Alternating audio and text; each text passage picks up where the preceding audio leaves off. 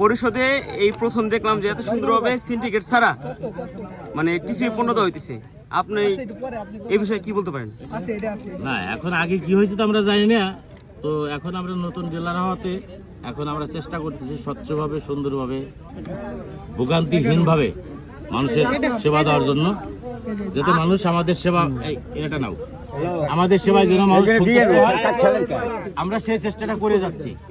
এখন আসলে জনফাংশনের কাজ অনেক সময় অনেক নিয়ম আমরা মাইনে চলতে পারি না, তারপরে আমরা চেষ্টা করব সবাই যেন আমরা সুষ্ঠুভাবে নিয়ম শৃঙ্খলার মধ্যে কাজ করতে পারি। আশা করি আমরা ভালো কিছু করতে পারবো, এই আশাটা করতে পারবো। আগে আমরা দেখতাম যে জনগণ আইসে বিরক্ত হয়ে চলে যেত, না মানুষের মাল নিত না। এরকম কিছু অনিয়ম হচ্ছে কি, কিছু সিরিয়ালের গরমিল হওয়ার কারণে এই সেন্টার থেকে আরেক সেন্টারে ঘুরতে হচ্ছে। এই একটু সমস্যা হচ্ছে, আগামীতে এই সমস্যাটা থাকবে। অনেকদিন মাল চামানা পায় না, এরা দেখা গেল এক একজনের কাটে ফেলাইছে, হয়ে গেছে, ওইগুলি একটু গরমিল হয়েছে। তবে আমি একটা বিষয় লক্ষ্য করছি, এই প্রথম আমি আপনাকে দেখলাম যে ইউনিয়ন পরিষদ একটা দায়িত্ব নিয়ে আপনি টিসিবি পণ্য নিজে দিচ্ছেন। এটা টিসিবি না, এটা ওএমএস, ওই খাদ্য যেটা খাদ্য মাধ্যম কর্মসূচি, এটা সরকারের একটা প্রজেক্ট।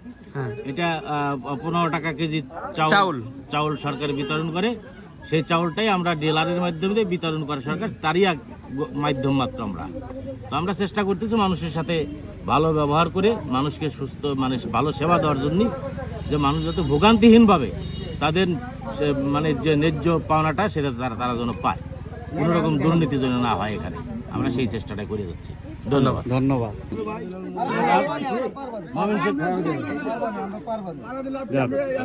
এরা 211